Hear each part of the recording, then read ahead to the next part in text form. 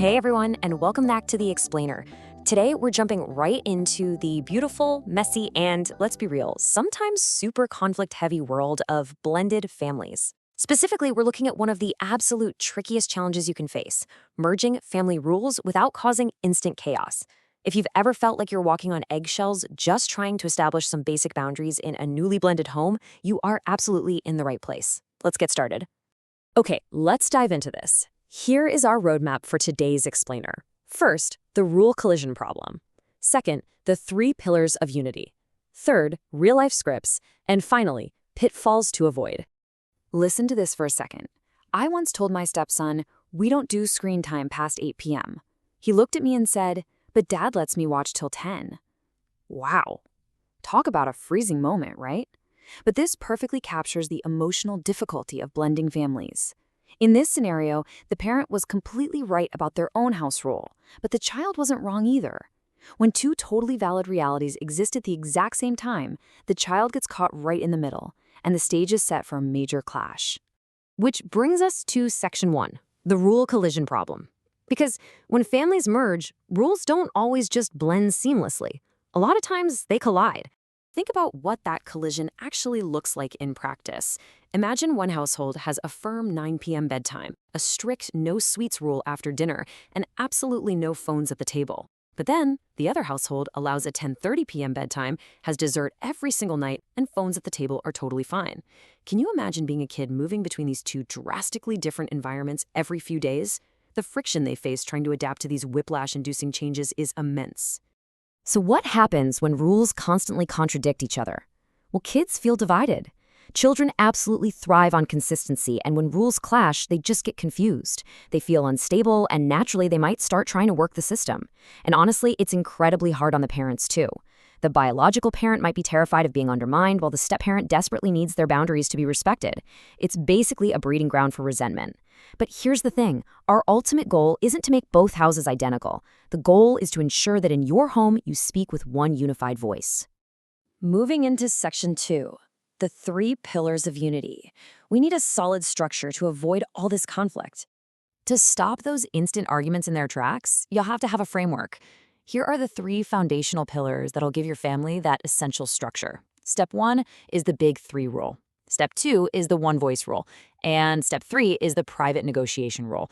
Let's break each of these down so you can actually start using them today. First step is the big 3. Now listen, you do not need to negotiate every single minor rule, but you do need to be totally aligned on 3 non-negotiable areas across both houses if possible, but at the very least within your own blended home. Those are safety, which means no dangerous behavior or substance use, respect, meaning no yelling or physical aggression, and responsibility, meaning doing chores and homework. If you and your partner can agree on these 3 fundamental things, you've literally won 80% of the battle. It takes the pressure off and leaves plenty of room for flexibility on the smaller stuff, like screen time or allowance. Next up is the one voice rule. Here's something you should absolutely never say.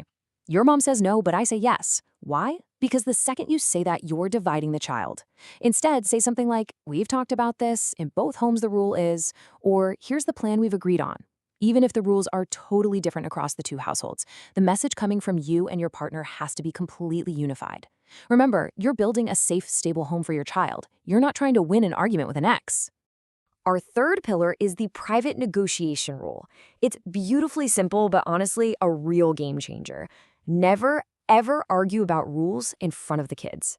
If you disagree with a rule your partner wants to enforce, you've got to take that negotiation behind closed doors. Talk it out, find a compromise, and then come back to the kids with a unified solution.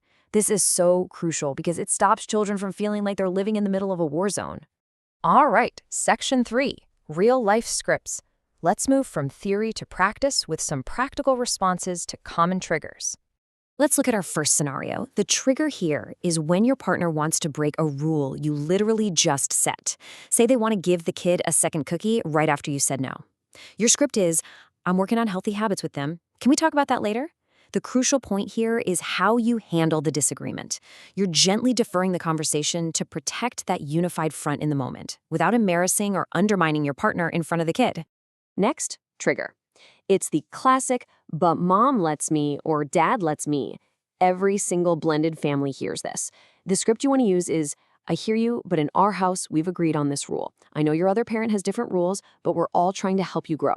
This is brilliant because it firmly, yet super lovingly, acknowledges that the other household is different while confidently maintaining the boundaries of your current home. Okay, but what about when the trigger is your ex-partner breaking your rule in their house?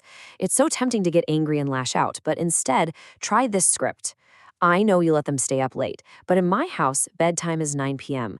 Let's talk about how we can support each other without undermining what we've set up.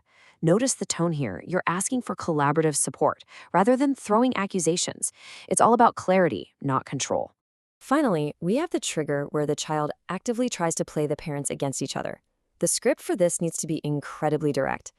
I know you want to do this, but Mom and I have talked about it, and this is what we've decided. I won't let you play us against each other. Boom. This shuts down the manipulation instantly. It explicitly tells the child that the parents are a united team, closing up that loophole they were trying to exploit. Let's move to Section 4 and see how this builds into the pitfalls to avoid. These are the common traps that can completely blow up blended families. I'm going to run through these pretty fast, so stay with me. First, never say your mom or dad doesn't care. Never, ever undermine the other parent's love. Second, don't say this is my house, my rules. Even if you're the biological parent, you don't want to run a dictatorship. Remind them you're figuring it out together as a team.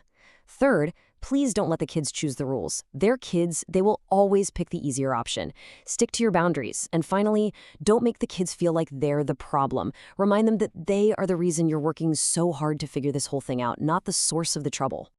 As we wrap up this explainer, I want you to remember this. You don't have to be perfect, you just have to be present. Blended families aren't perfect, but man, they are powerful.